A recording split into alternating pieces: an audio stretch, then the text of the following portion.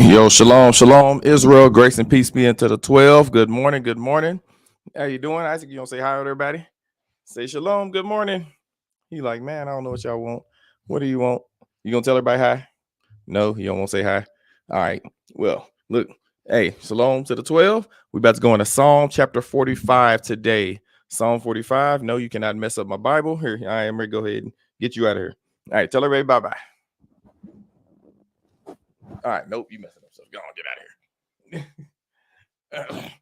All right, so look, today we're going to Psalm 45, give everybody an understanding of what God is trying to convey in the book of Psalm. Now, I'm using a different camera today because my other camera acting crazy, but we're gonna be all right. We're gonna be all right. Let me give shout out to who's in out of the way. Katrina, I see you here. Good morning. Good morning. Hey, and what's going on? Shell, grace and peace be with you. Good morning. Good morning. Hey, like I said, come over to the YouTube. I'll be able to get your comments way more frequently. So, like I said, today, Psalm 45. Let's go ahead and go to Matthew chapter. Matter of fact, I go to Mark 14 and 3, and we will start from there. Oh, wait, and I see you just now joining, sir. How you doing? Good morning. Good morning. Grace and peace be into the 12. It's about to be afternoon, so I guess, you know what I'm saying, it's about to hit noonday, literally noonday. But Mark chapter 14, verse 3. And being in Bethany, in the house of Simon the leper, as he sat at meat, there came unto him a woman having an alabaster box of ointment of spikenard, very precious, and she brake the box and poured it on his head. And there were some that had indignation within themselves and said, why was this waste of the ointment made? For it might have been sold for more than 300 pence and been given to the poor. And they murmured against her. And Jesus said, let her alone. Why trouble ye her? She hath wrought a good work on me. For ye have the poor with you always. And whensoever ye will, you may do them good. But me, ye have not always. Verily, I'm sorry. You know how I always. She hath done what she could. She has come aforehand to anoint my body to the burying. Verily, I say unto you, wheresoever this gospel shall be preached throughout the whole world, there shall also this woman be told from memorial of her. So whenever we bring out the true gospel of Jesus Christ, the gospel that's spoken to the 12 tribes of Israel scattered all over the globe, the gospel that's telling us we got to keep the law, statutes, commandments to the day we die. The gospel that says we cannot eat pork, shrimp, lobster, catfish. The gospel that says wear fringes on our clothes. The gospel that says 100% garments. The gospel that says keep the Sabbath day until the day you die. The gospel that says keep God's feast days. The one that says avoid fornication. The one that says avoid celebrating Hanukkah. Avoid celebrating Christmas and New Year's, but instead celebrating things like Hanukkah, dedication, Passover. Serving the true God of Israel, the true God of the universe, the God that gave us instructions. Whenever we preach this gospel to those people, we're always going to remember the woman, put the ointment on the body of our Messiah, Jesus the Christ. All right, let's go ahead and get started. Psalm chapter 45, verse 1. My heart is inditing a good matter. I speak of the things which I have made the touching the king. My tongue is the pen of a ready writer. So the first thing he says, my heart is inditing a good matter. Now it says to indict something. Oh, first, let's go ahead and get the definition. Let's get the definition of indict, because, you know, a lot of us may not know exactly what it is, because we hear about somebody might have get indicted. But you know what? Just so I can make sure I got it, because I'm not 100% certain what the word means. I don't want to mess it up. So I'm going to go to the definition. Oh, there it goes. To indict, to compose, or to write down. All right. Yep. So my heart is inditing a matter. Yep. So his mind is writing something. So that's what it is. So I guess an indictment would be like a letter, memorandum or something. Okay. That makes sense. Cool. So he says, my heart is writing a good matter. So his mind is like basically writing his own book. And then he says, which I've made touching the king. My tongue is the pen of a ready writer. Of course, we know who the king is. Jesus Christ is the King of Kings, the one that we are following, the one we believe in, the one that's going to rescue us. He is our Redeemer, our King, our rock. He's our everything. All right. Verse 2, thou art fairer than the children of men. Grace is poured into thy lips. Therefore, God hath blessed thee forever. And he says, thou art fairer than the children of men. So we understand that we are better than the children of men. We're better than everyone. We're not only, and fair means beautiful. So we're more beautiful than all other people, but we also, in the eyes of God, more beautiful, because we actually are the ones that he chose. and we follow his rules. We have his instructions. And when you actually do the things your mother and father told you, guess what? It's beautiful in their sight. They love it. They love to see the creation that they made. We were formed in the image of the Most High God. Verse 3, gird thy sword upon thy thigh, O most mighty, with thy glory and thy majesty. So we're speaking to our Lord, our King. We're like, all right, put your sword upon your thigh. Like, basically, get your weapons ready. You know, we want you. Get your weapon to come and defend us. Verse 4, and in thy majesty ride prosperously because of truth and meekness and righteousness, and thy right hand shall teach thee terrible things. Now, terrible is not always ugly or bad, but terrible also can be, it can be something that can be all aspiring, which you can be what we would say is wonderful, amazing things. Terrible doesn't always mean, bad or, scary. Terrible can also mean, on a high level, amazing. In fact, let's get the definition of this as well. And you know what? I pulled up the definition of indict, and I didn't even actually put the, what's the word? Here we go. Let me go ahead and pull it up. I didn't pull it up on my screen, so sorry about that. I didn't share the last word. Let's go ahead and share this one for y'all, because I want to make sure everybody's able to follow along with me. All right, terrible. All right. All right, terrible. Extremely or distressingly bad or serious, dreadful, awful, appalling. So now we have the dreadful definition, but it also lets you know awful, because we know that we serve a dreadful God. It does not always mean mad, bad, but we do see a lot of things. We see severe. So terrible is talking about, in this case, it's talking about serious, the seriousness, grave. You know what I'm saying? That's the seriousness of it. So he says, gird thy sword, and in thy majesty ride prosperously because of the truth and meekness and righteousness. And he says, the right hand, which is Jesus Christ, shall teach terrible things, serious things. Those serious things will bring about what we see at the beginning of the verse: meekness and truth and righteousness. See, when you have a serious commandment, when you have a commandment giving us a straight direction, a narrow path, then it's going to give you something that's going to bring about, he's going to teach us terrible things. Those terrible things are serious, because it's a serious matter to keep God's law, statutes, commandments. Verse 5, thine arrows are sharp in the heart of the king's enemies, whereby the people fall under thee. And it says that his arrows are sharp. Now, it's in that sense, it's going to be horrific or terrible or horrendous, terrifying to those people. Yeah, it will now to be scary. It'll be monstrous. You know what I'm saying? And like I said, one of the great sayings I heard when I was watching Jurassic Park 4, and he said to a canary, which is a bird, a cat is a monster. A cat is dreadful. A cat is terrible, hideous, because a cat is going to end the life of that canary. So yeah, it's a monster in that sense. Well, to the rest of the world that are not Israelites, Jesus Christ is a monster. He is going to be terrible. He's going to be horrendous. He's going to be terrifying, because he is not coming to elevate their nation. He is coming to bring their nation down low and elevate us. So he'll be terrible to them. Matter of fact, you read scriptures, it says the Lord will be terrible unto the nations. Matter of fact, let me see if I can. Let me see. I'm ready to pull it up right now, because I'm telling y'all it. Nope, that's all right. I'll find it.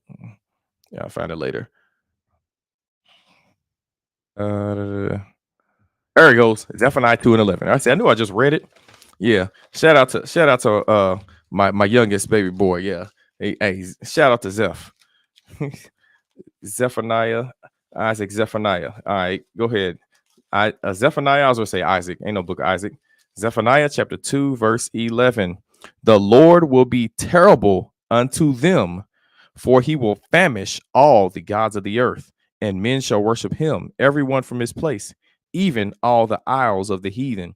And he says, he'll be terrible unto them. Who is the them? Verse 9. Therefore, as I live, said the Lord God of hosts, the God of Israel, surely Moab shall be as Sodom, and the children of Ammon as Gomorrah. Moab and Ammon are Gentiles. They are heathen. So to them, God will be terrible. Jesus Christ will be terrible. He'll be terrifying. It's going to be scary. So that's the difference in between how he'll be for us and how he'll be for them. Now, he has a serious law that's going to bring about righteousness, and that terror he'll bring to other nations. But he is going to be, to us, like I say, so he's going to be a redeemer. Now, the wicked of us, he'll be terrible to them. So we got to remember that as well. In that, and I'm talking about the other context of terrible.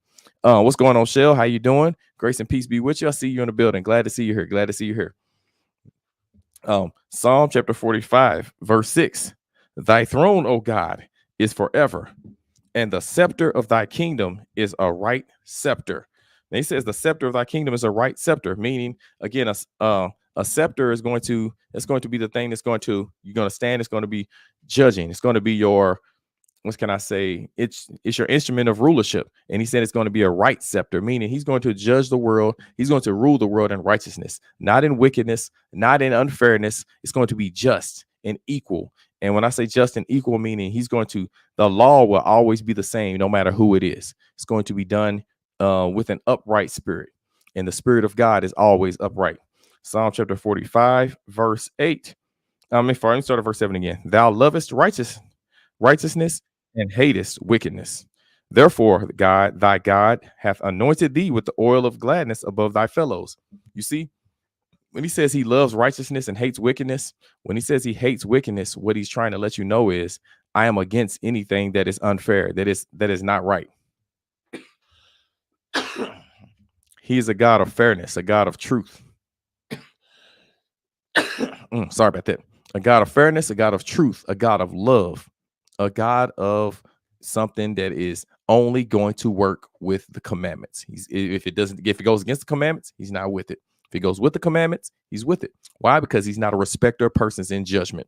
Whatever he deems right or wrong, whoever's on the right or wrong side doesn't care. That's that judgment. You know what I'm saying? Fair balance. God says any abomination, anything that's unjust and unright, which are unjust balances, he said they're abomination to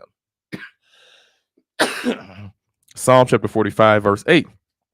All thy garments smell of myrrh and aloes and cassia out of the ivory palaces, whereby they have made thee glad. So now we know that he's dressed up real nice, and then he's smelling real nice. Pause. You know what I'm saying? For all my people that might think I'm talking about some man and no, but in that sense, yeah, he's going to be set up nicely. Verse 9, king's daughters were among thy honorable women. Sorry. Upon thy right hand did stand the queen in gold of Ophir. Now he said, to the side, he said, someone in the gold of Ophir, that golden wedge of Ophir, we're going to be made in the image. He said, we're going to be made more precious than fine gold. And he says, even the gold of Ophir. So he said, the gold that comes from the best place. He said, the king's daughter is going to be in that. Verse 10, hearken, O daughter, and consider, and incline thine ear. Forget also thine own people and thy father's house.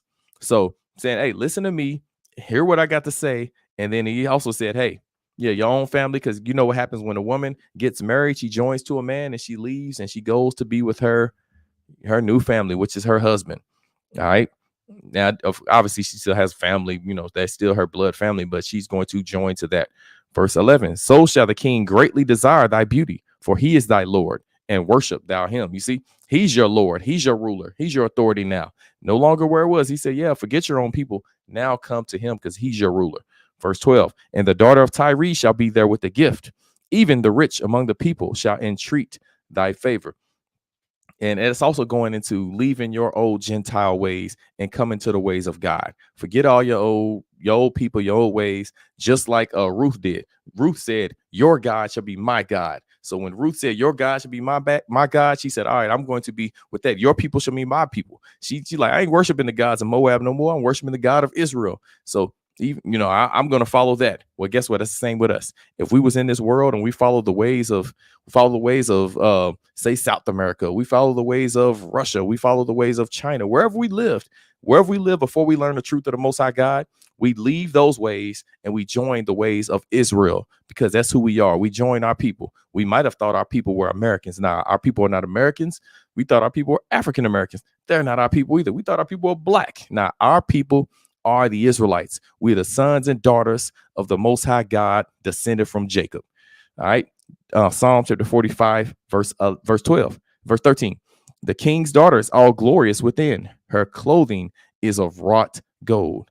She shall be brought unto the king in raiment of needlework. The virgins, her companions that follow her, shall be brought unto thee. So she's going to be coming with all her servants. Is that all of them servants? All those young women will be with her. She's going to be brought in. She's going to be looking nice. And she's also going to have her servants coming with her handmaids. Verse 15, with gladness and rejoicing shall they be brought. They shall enter into the king's palace. And that says they'll enter to the king's palace. Guess what? We'll also be brought into the king's palace, into the king's presence, just like the 10 virgins in the parable. Anybody read the parable of the 10 virgins that Christ has? The same thing's going to be happening. Verse 16, instead of thy fathers shall be thy children, whom thou mayest make princes in all the earth. Verse 17, I will make thy name to be remembered in all generations. Therefore shall the people praise thee forever and ever. And he says, your reputation will live on. Your reputation will never die. Why? Because you're going to be joined to the Most High God. That's who you're going to do. He says, yeah, I'm going to no longer be a reproach. I'm no longer going to be seen as degenerate. I'm going to be seen as amazing. I'm going to be seen as outstanding, awesome. The people of the Most High God. That's what we're striving to be. So we're going to leave where we came from. We're going to join to the Most High God and his army and his direction under his government. And you cannot be under the government of God until you keep the commandments of God. So pray y'all gain some understanding from this. This is Psalm chapter 45. May, depending on what time look like, may get 46 later. We'll see. I'll check into it. But y'all enjoy the rest of y'all's day. Grace and peace be unto the 12. Shalom.